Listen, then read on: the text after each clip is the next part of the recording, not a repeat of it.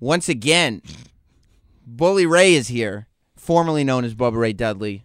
Bully Ray is a cool name, though.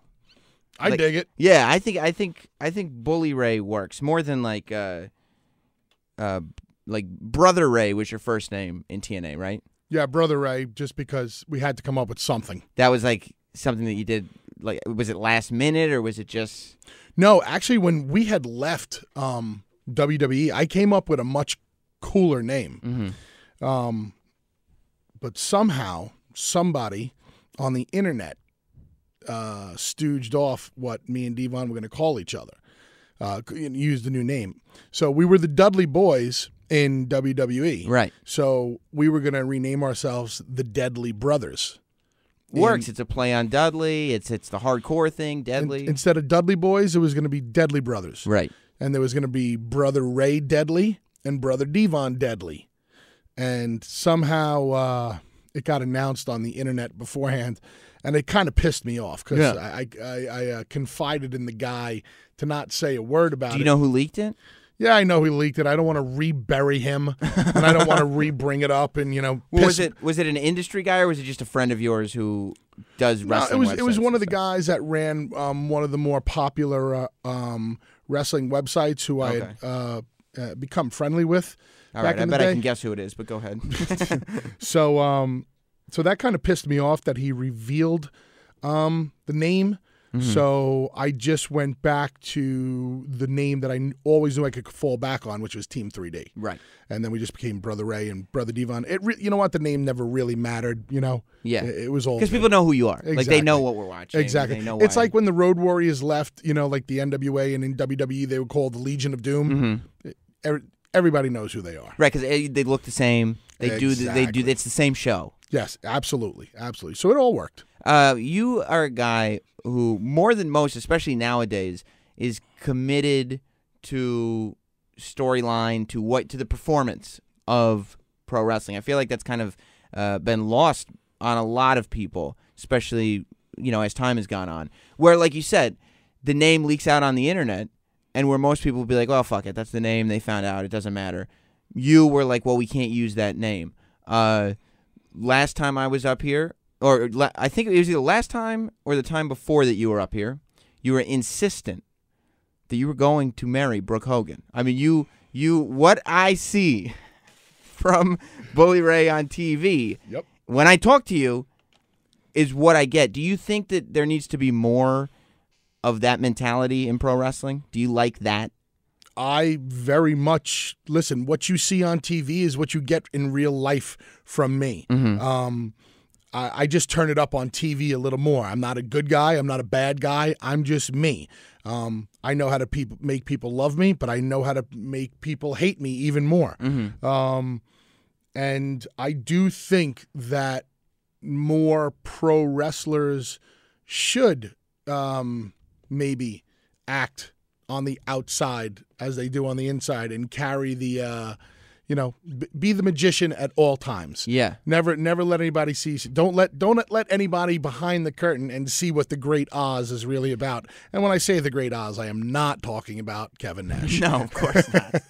But yeah, I think a lot of people are thinking, well, I'm a wrestler when I'm in the ring. And then when I'm outside of the ring, my job's done. Whereas I think when you were coming up, most people... I'm a wrestler. That's a 24-hour day, 7-day-a-week job. It really was. And, you are who you are in the ring and outside of the ring. And that's a very old-school wrestling mentality. Guys like The Sheik or Freddie Blassie, I'm totally going way back. Uh-huh. They never, ever, quote-unquote, came out of character. Not that I'm a character. I'm just me. But, if I see people on the street and people come up to me and if they ask me for an autograph or a picture, if they're rude to me, I'm going to be a prick right back to them. They're going to get the guy they see on TV. Right. If they're nice, I'm going to be nice back. Uh-huh. So many people are, people say about me sometimes that I might be a prick sometimes, or I might be a little bit difficult to get along with. Normally, it's because I'm giving back to you what you've given me already. Mm-hmm. You give me an attitude first, I'm going to do it back. But then it's very easy to jump on the bandwagon and go, "Oh, he was a jerk to me." Oh, I wasn't a jerk to you. I was. Well, yes, I was a jerk to you, only because you were a jagoff first. What's your default? Like, are you a defensive person? Like, do you go in ready to be treated poorly and then? No, not at all. I really do judge people and deal with people on an individual basis, and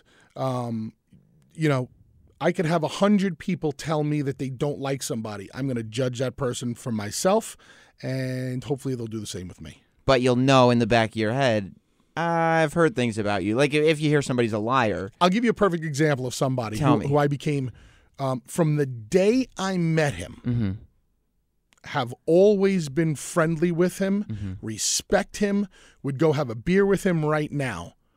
But people told me forever was such a prick. George W. Bush. Incorrect. Oh, okay. Well, then who is it? Eric Bischoff. Really? Yep. Yeah, because, everything you read and and that's one of those things. It's very popular to be on the anti-Bischoff bandwagon. Exactly. So I heard negative when it came to Eric. And then the very first night I met him, we hung out at the Marriott Hotel in Philadelphia, and we did a shot of tequila together, and that was it. I have nothing but good words to say about him. Now, that must have been an odd thing for you, because didn't Paul Heyman, when you guys were building ECW, kind of condition everybody to look at Eric Bischoff like an enemy? Absolutely. Yeah. But I'm not going to be enemies with a guy that hasn't done anything wrong to me. If Eric Bischoff tried to do anything wrong to ECW, quote unquote wrong, it was all in the scope of business. Gordon Gekko, crushed businesses, every day. Yeah. It's just the way it is. Right. So there was no, once you're working together, it's like, okay, well that part of, I don't have to worry about you betraying me because we're not competing. We can just be two guys right now. Yep. And too much of that goes on in the business, too much of that that betraying, and it's not something that I ever got involved in. I have never betrayed anybody in this business, and I never will. I've had people definitely do it to me, but I don't hold a grudge because it's the nature of the business. It's just the way it is. Yeah, but can you really just shrug it off? Yeah. You just so if somebody does something, if somebody buries you to somebody in management, if somebody costs you something in business, you can really just shrug it off. Nobody has ever costed me anything in this business because I think my talent and Devon's talent always shined through, and people always knew that we were stand-up guys and that we were getting buried, behind our backs. So I'm sure I've been getting buried behind my back for 20 years. I have never let it affect me. So you think it's a matter of, all right, I'm going to go to the ring, you watch what happens in there, and that's it. That's it. My performance will speak for itself. Right. I will make the fans boo louder or cheer louder for me, and all that stabbing in the back will mean absolutely nothing. And if you're dissatisfied with the product, then whatever, fire me. But until then, that's that. I've always prided myself in doing things my way in the business. I've always said that my mouth has gotten me where I am in the wrestling business, and my mouth has also gotten me where I am in the wrestling business. Sometimes good things, sometimes bad things. Right. But when I'm 50 years old and I'm looking in that mirror reflecting back on my career, I'm going to always be able to say I did it my way. And my way made us the most successful tag team in the history of the industry. As a wrestling fan, I'm very happy with the way things have gone. As a wrestling fan growing up, because you're one of these guys who grew up with wrestling, you know the history, you respect, it's entrenched in you. I think that's why you carry it 24/7. You can say you and Devon are the greatest tag team of all time, Road Warriors, whoever. No, I never used the word greatest.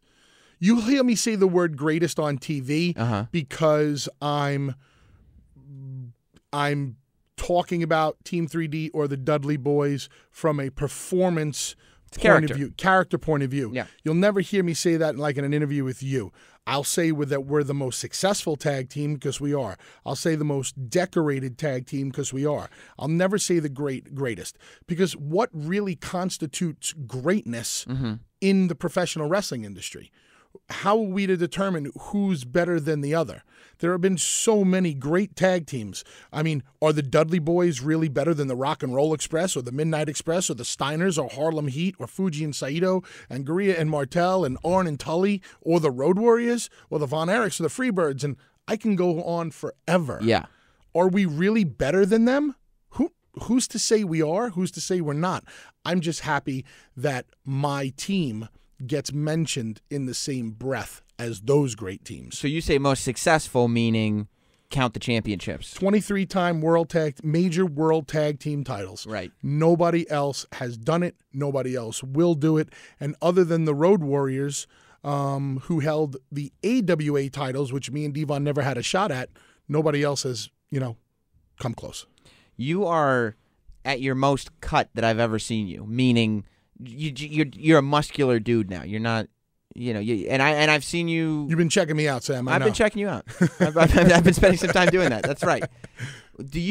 Why now did you choose to transform your body as opposed to, when you were, I mean, maybe not in ECW, you were young then, but when you're in WWE, why make the choice now to do that? I was always a larger athlete. I was always heavy. At my heaviest, I was 400 pounds. But at 400, and when was that?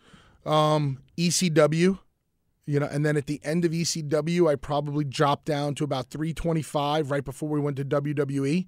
When you're 400 pounds, are you happy? Are you? This is just my size. It's just the way I was. Right. I was, but there was nothing hindered me at 400. Mm-hmm. I was able to go out there and be an athletic performer. Kind of like a Bam Bam Bigelow type, wrestler in the ring. And by no means am I comparing myself to the great Bam Bam Bigelow. But I'm just trying to give you an example. Sure.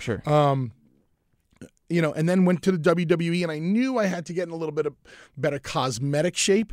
So I hovered around 325 in WWE, 325. When I got back to TNA, probably got back up to about 350, 365. And why was that? Just the way it was. I was never real serious in the gym. I always had great cardiovascular and was always in ring shape, but not necessarily in shape. Mm-hmm. So when me and Devon went our separate ways, after there was nothing left to do in tag team wrestling, I knew I had to reinvent myself. And I said the best way to reinvent myself is to get in shape that people are not used to me seeing me in. Right. Hit the gym, ate right, did all of the right things, dropped down to 275, and look at me. Jesus Christ. I'm vascular, brother. It's scary. I got veins popping out. Do you look at yourself like the kid in me who was a wrestling fan would love this shit right now? I mean, I'm proud of what I was able to do, especially I didn't start hitting the gym hard until I was probably, 39, 40. Wow. Yeah. I mean, that's when I did my transformation. And it's still a struggle every day, But that's when I did it, and I did it clean, and it ain't easy to do. No, I would, especially at that age. Yeah. That's when nothing wants to work anymore. No, as a man, your body just wants my body naturally just wants to keep gaining weight because that's what it's used to. It's not used to losing and toning up and getting, and getting in better shape. So do you pay attention to every morsel of food you eat? No. Just working. It's just putting in the hours. I like eating too much, and it's too much fun to eat and go out to restaurants and, enjoy eating. It's just a question of if I screw up probably once a day, with my eating habits. And I'll probably screw up, and I screw up in the middle of the day, so I'm not screwing up late at night. It's my cheat hour. Yeah, exactly. and I try to get to the gym as 5 times a week, 6 times a week. Yeah. I'm not about to pose on stage for the Mr. Olympia, so I'm not. But I'm a lot stricter than I ever was. Plus, you still get to wrestle in a shirt and a pair of shorts, so it's I got my cool cut-off shirt. Right. I got my shirt, my shorts. It's all good. Do you think you're doing the best work of your career right now? Am I doing a lot of people say yes. Mm-hmm. I'm not sure. I guess it's subjective. Yeah. I'm by myself now. Yeah. So I'm doing the best work of my singles career because I think when I was a singles in WWE, I'm doing much better now than when I did as a singles then. Yeah. Does Bully Ray as a singles wrestler have the resume that Bubba Ray Dudley has in the Dudley Boys, as a tag team? Right. No. I'm having a lot of fun. I never thought I would be a singles wrestler. And I really am just enjoying it. Do you think, is there any regret that this run did not come in the WWE? Meaning, you've got you're a singles wrestler in the main event picture in the company, but there are less eyes watching you now than there were then. Do you want that many eyes to be able to say, you liked Bubba Ray, you should see Bully Ray and what he's doing? No, because I never. The time would not have been right then, and the time was not right then. When Vince McMahon came to me and Devon and said, "I'm going to split you guys up," we told him, wrong move. That's not what the people want to see. Right. But he stuck to his decision, and then 3 months later he put us back together because he realized it wasn't working. So I never wanted a singles run in WWE. Now that I have created something special in Bully Ray, and I've had the success that I've had in TNA, I guess the only natural goal, if there was one, was to see if Bully Ray could make it as a singles competitor in WWE. That's not to say that I want to go there. It's not to say that I don't want to go there. But if there was any one thing left to do, that would be it. It's the one thing you haven't done. Exactly. Yeah. And just to see if I could do, just like when I became a singles wrestler in TNA, just to see if I could do it, just to see if I could move my way up the card, just to see if I could become the world heavyweight champion. Did it twice, was involved in the best storylines that this place has seen in a long time, the most successful storylines as far as ratings were concerned. And now, let me. You're a WWE fan, correct? Sure. Let me turn this question on you. Yeah. And be totally honest. If you kick me in the balls if you need to. I don't care. How do you think it would go if, quote unquote, heel Bully Ray, full-blown heel Bully Ray, were to be in the middle of a ring with a live microphone with John Cena? Well, I mean, or a CM Punk. And heel Bully Ray is free range right now? Free range. No, what's the word I'm looking for? What's the word I'm looking for? No parameters. What? Okay. No script, no parameters, no whatever. Do whatever I want. Do whatever. I mean, I think it'd be great TV. I think it'd be amazing. I don't think it's realistic.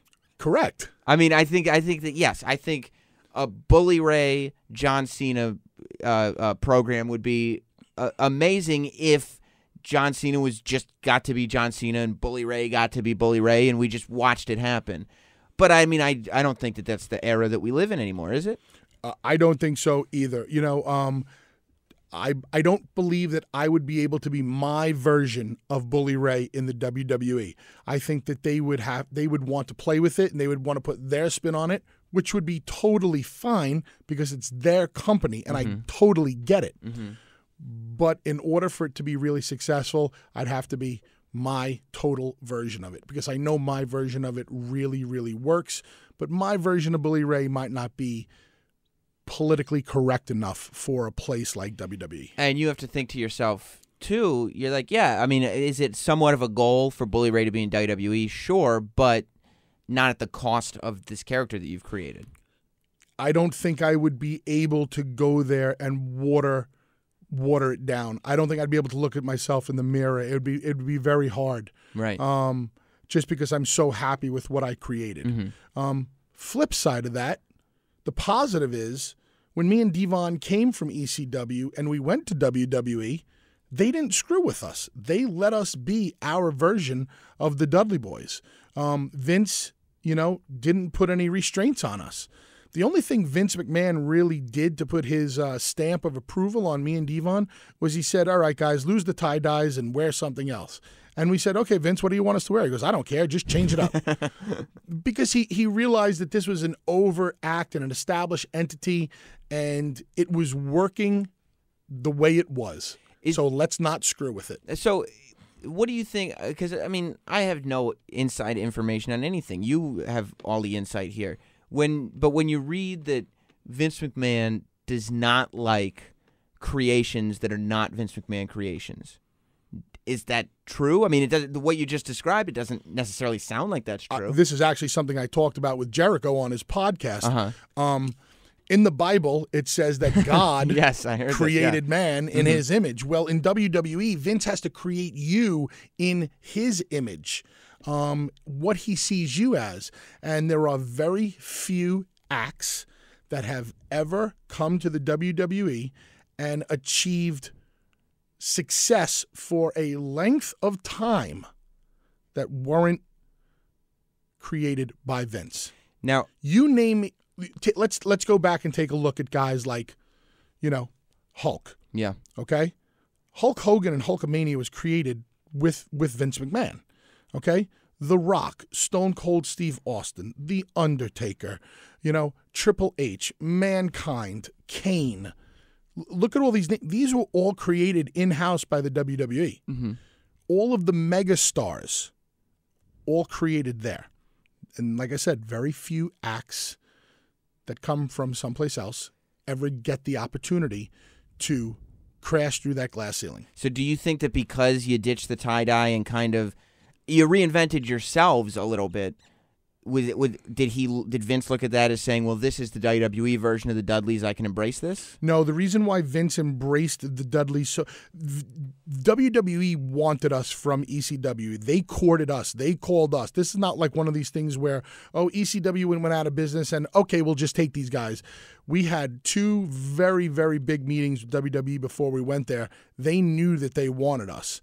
But Vince, as I like to say, stepped in shit when the Dudleys came around because he had the Hardys and Edge and Christian doing all this cool stuff in '99 and reinventing the tag team scene and setting the bar so high. 2 teams that gelled so well with each other, and now here came the Dudleys, and the Dudleys gel with these guys also, and now I have these 3 teams that are capable of making history. Yeah. He's a great businessman. He allowed us to run with it. And that's what it was. He said, wait a minute, I put these 3 teams together. I have this piece of my variety show that nobody else can duplicate. Absolutely. And it was probably, one of 2 of the greatest eras of tag team wrestling. Some say it was the best. Yeah. I don't know. It's subjective. But it was the last great era of tag team wrestling in the WWE. Now, in TNA, how hands-on are you with the creative? I am involved. I am not involved in the creative process at all. I am involved with helping younger guys develop their characters, help them with their promo skills. I also try to help the company keep wrestling logic and credibility on some of the storylines. So is it just as simple as pulling somebody aside saying, hey, you're doing this, maybe what you want to try to do is that? I try to help the younger guys who I know genuinely appreciate the help and take this business as seriously as I do. Mm-hmm. If they don't, then I don't have respect for them enough to try to pass down the knowledge and try to help them. And maybe that's another reason why somebody might say, oh, he's a jerk to me, is because you can see in somebody that you're not really taking this seriously. And nobody's going to admit that to themselves. Exactly. There are certain guys that I just look at and I know this guy's not in it for the passion of the industry. Have you been wrong before about that? I don't know. Nothing is coming to mind. Right. But I'm pretty good at judging people in general, and I'm really good at judging people in this industry. Mm-hmm. So. Yeah, I mean, 20 years in, I would think that you can figure out where motivations lie, and you see over time how people develop. You can sniff out the bullshitters pretty easily. But like I said, young guy needs help, comes up to me, says, Bubba, can you please watch one of my matches? Or can you help me with a promo? Or, can you help us with a finish? Or you could. Absolutely. If you're coming to me and you're going to seek out help. Now, there have been guys that come to me and I give them advice and I try to give them help. And you see that sometimes they just wipe their ass with the advice you're trying to give them. Mm-hmm. I don't really take that to heart because at the end of the day, it's only advice. And they might not like the advice and it might not work, but I don't know. You're probably not going to give them advice again. Yeah. Yeah. Why waste your time?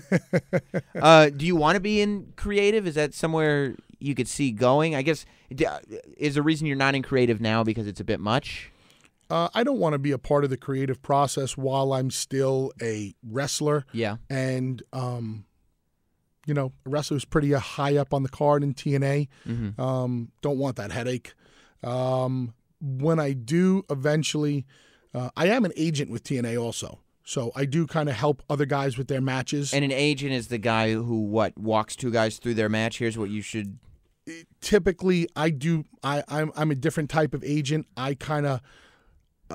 I never tell other guys what to do. I just kind of sit back and listen to what they want to do and then give them some advice on maybe how they can make their match better for the fans. Are you the type of guy who somebody will present what they want to do and you start asking them why and they go, oh shit, I didn't think I was going to get asked why? I always ask why because I want to understand. And you can see in their eyes they're not ready for the why question. I thought it would be good. I don't know.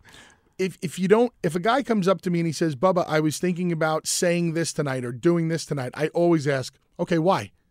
Because I need to understand their thought process of why they want to do it. Right. Because you always have to keep in mind that you're performing for the fans. So what are you doing that's going to get a better response from the fans? Need to know that thought process.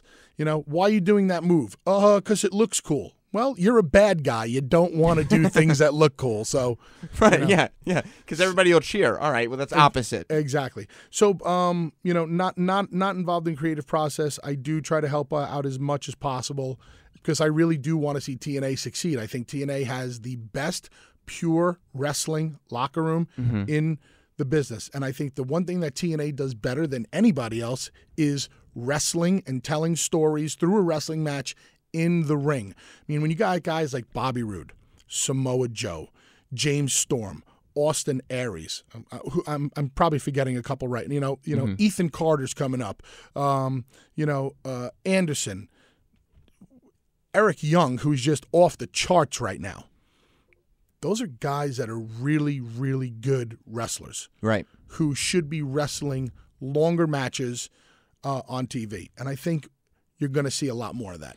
Do you think can you put your finger on what is that missing puzzle piece? Because it seems like, okay, we can put on great matches. We can put on fun live shows that people enjoy themselves at.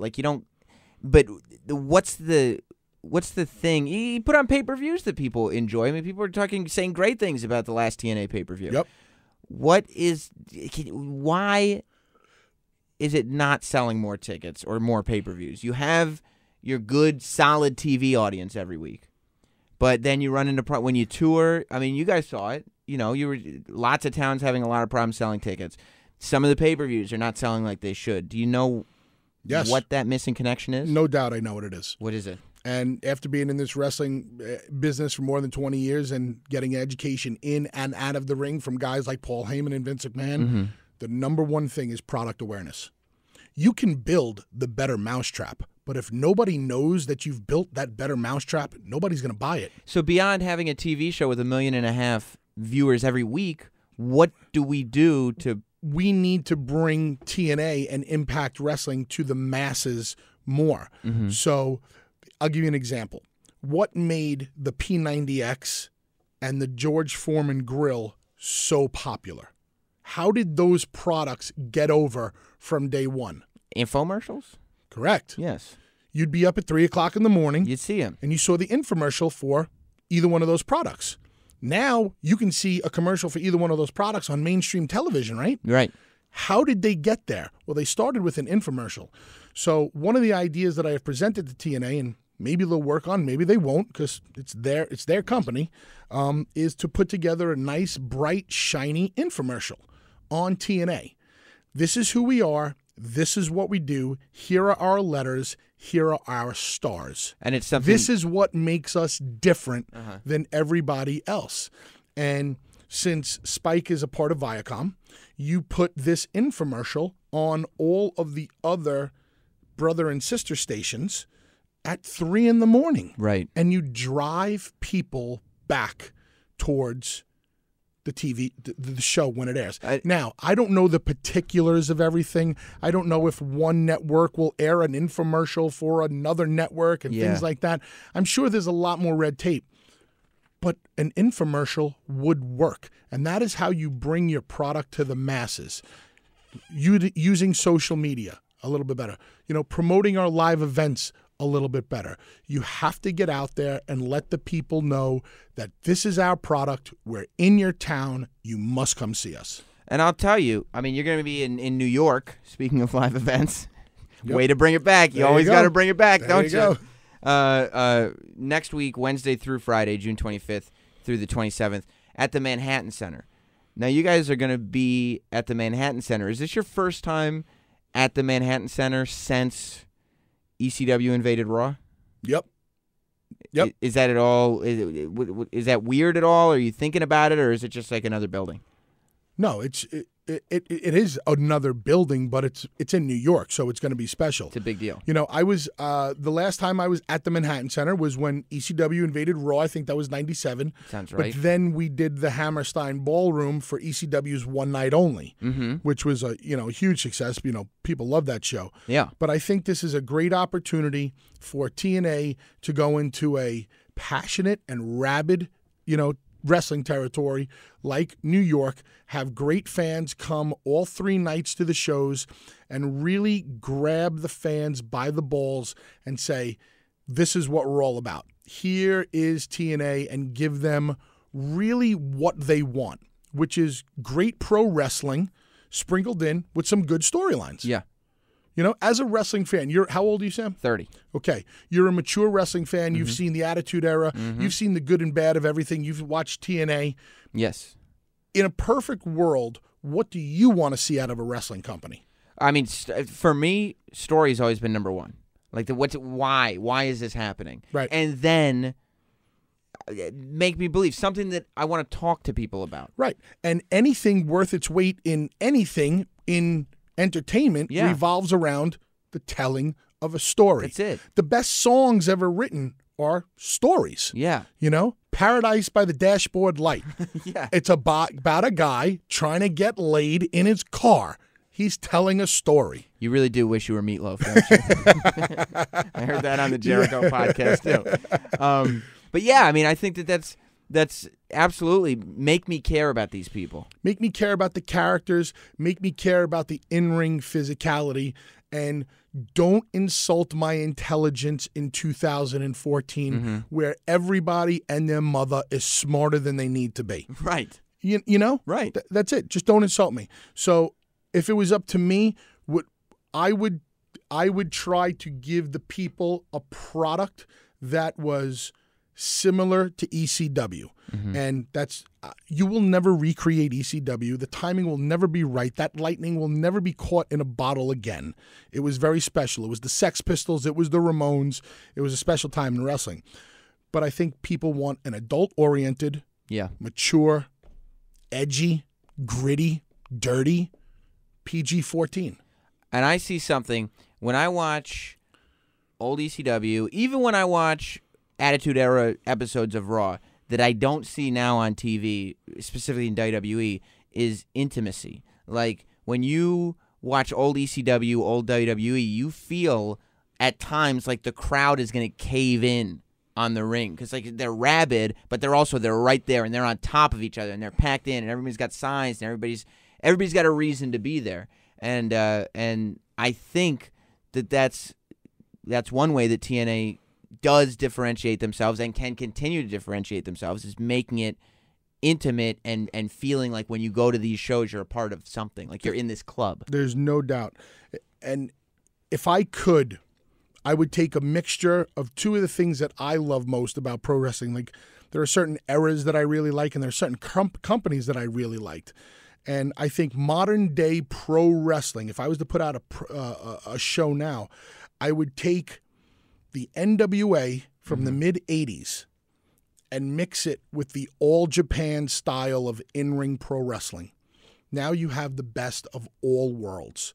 You have real men and women fighting about real issues over world titles or personal issues, with a level of physicality in the ring and a psychology in the ring that's different than we've ever seen before in wrestling.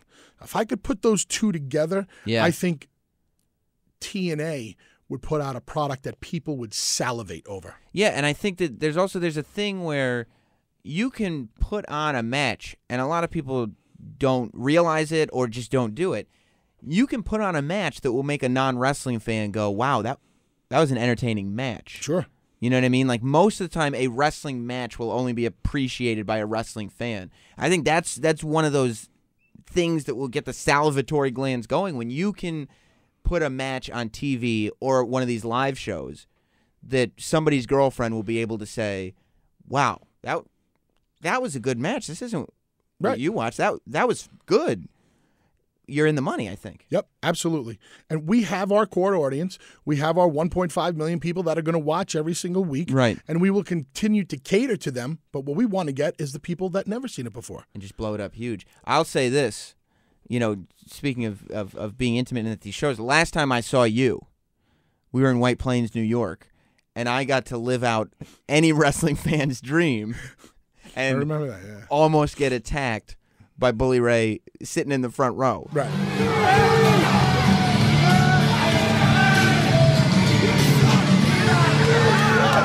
you don't want no part of me, do you? Now you don't want no part of me, do you? You know I'll smack you in the face with it. You know I'll smack you in the face with it, right? Now apologize. Get on your knees and apologize. Get on your knees, right? Get on your knees. I'm sorry. Get on your knees and apologize. Get on your knees and apologize. Mr. Bully Ray, I apologize.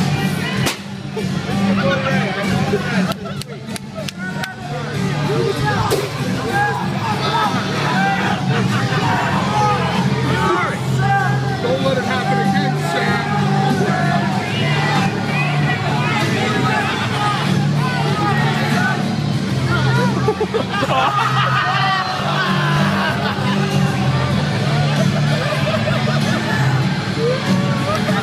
It was one of the greatest things that you could have happen to you at a show. But my question is immediately, even though I was like, I've spoken to this guy before, I'm sure I'm going to speak to him again. I was like, you know what? In this moment, if I don't kowtow, if I don't react like I should be scared, you would have reacted the exact way I wanted you to. He will give me a reason. Yes. I would probably have gotten physical with you. You're going to react the way I want you to react no matter what. So what have you been in a position where people have not reacted the way you expected them to and you've had to force them? At first, yes.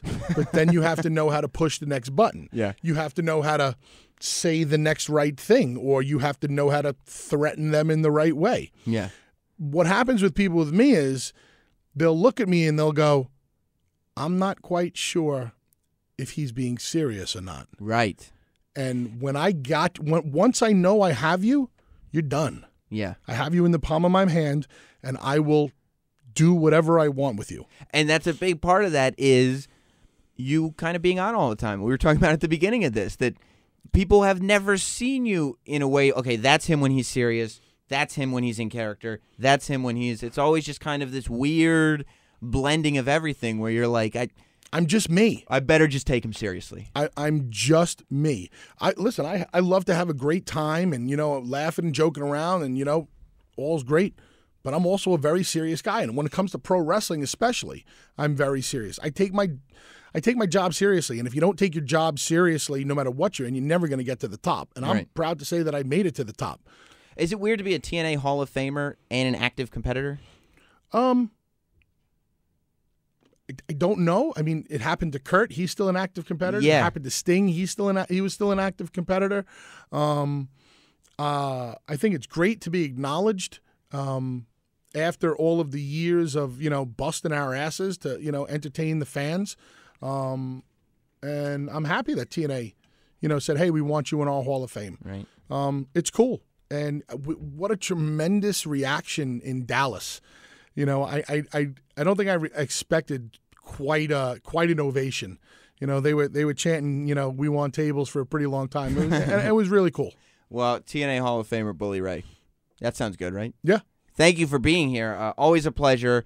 Everybody go check out TNA if you're in New York at the Manhattan Center next Wednesday through Friday, June 25th through 27th. And, of course, Impact is on every Thursday. Every Thursday night, Spike TV. And one of the most important there's a lot of great reasons why you need to come to see the show in New York. First of all, first time in New York City for TV. the return of Matt Hardy, so you're going to see the Hardy Boys teaming up again, in a TNA ring. We're doing Destination X in New York City, and somehow, some way, I guarantee, I promise, I swear to God, Dixie Carter is going through a table. And it's been a long time since we saw a good defenseless woman get put through a table. Exactly. And we need more of that in our lives, don't we? Exactly. Because as much as she's hated, she needs to taste some wood. Yeah, that's exactly right, and she will in New York City. Thank you, Bully. Thank you, brother.